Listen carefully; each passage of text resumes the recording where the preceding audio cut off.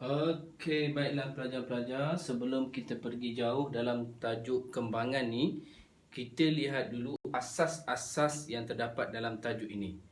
Jadi pastikan pelajar-pelajar betul-betul mahir tentang asas kembangan terlebih dahulu.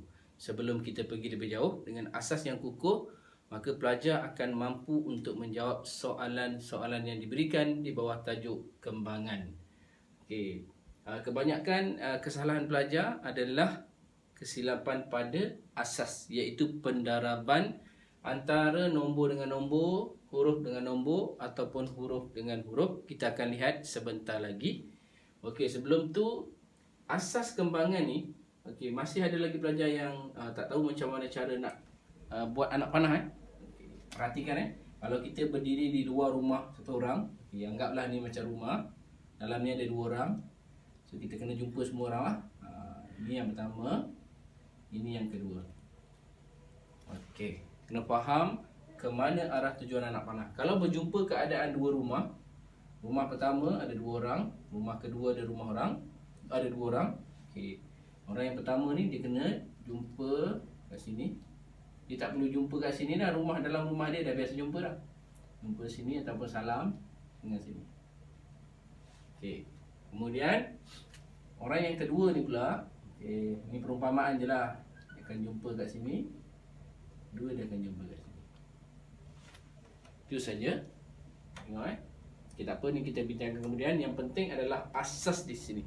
Kita pergi kepada secara umumnya nombor positif dengan negatif. Dia ada dua keadaan, sama ada positif dan negatif. Untuk kamu lebih nampak, cikgu warnakan dengan biru. Yang positif ni biru positif. Kalau tak ada apa-apa tanda kat depan tu positif lah. Dan biasanya dalam matematik, kalau negatif dia akan tulis kat sini negatif.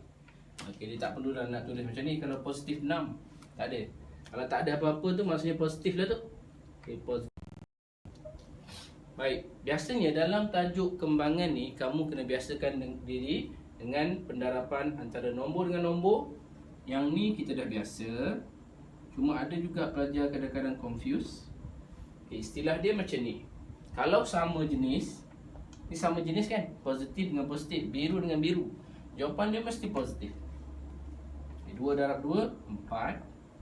6 darab 3, 18. Ini tak sama satu positif, satu negatif. Kalau tak sama, jawapan dia mesti negatif. Letak siap-siap negatif. Okay, kita tengok lagi.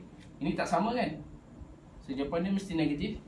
Ini sama, jawapan dia positif. Tak perlu letak lah.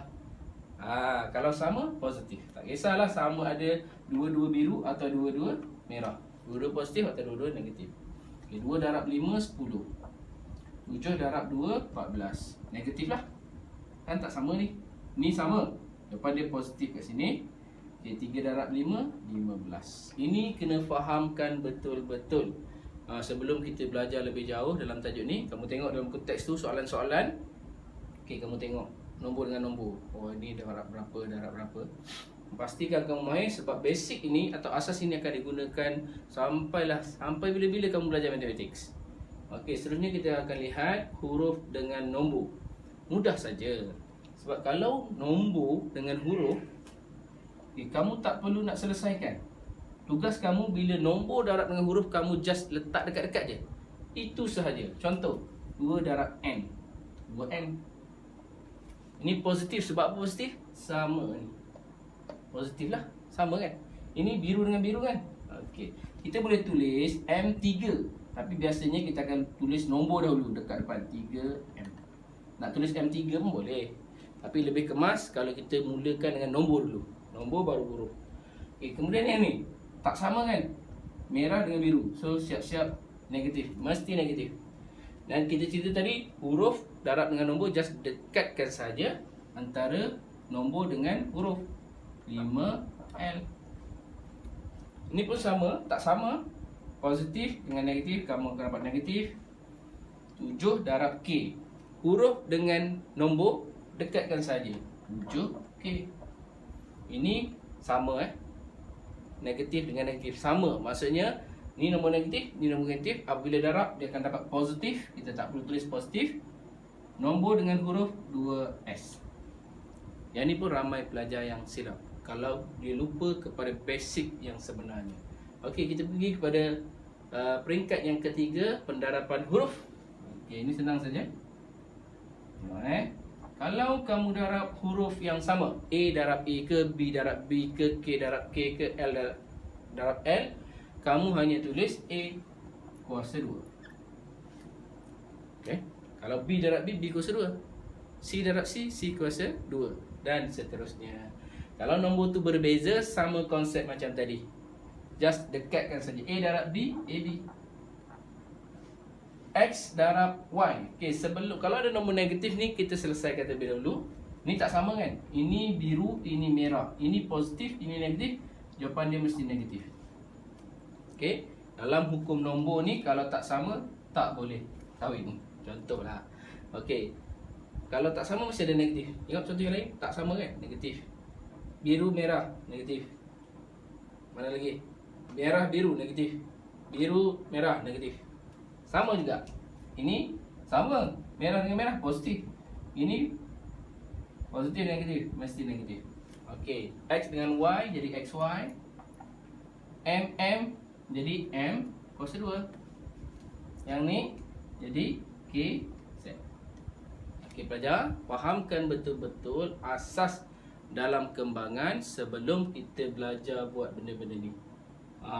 Okey, itu asas yang pertama yang kita kena faham. Dan yang kedua, kita kena faham contoh X tolak 2 tambah 3 K.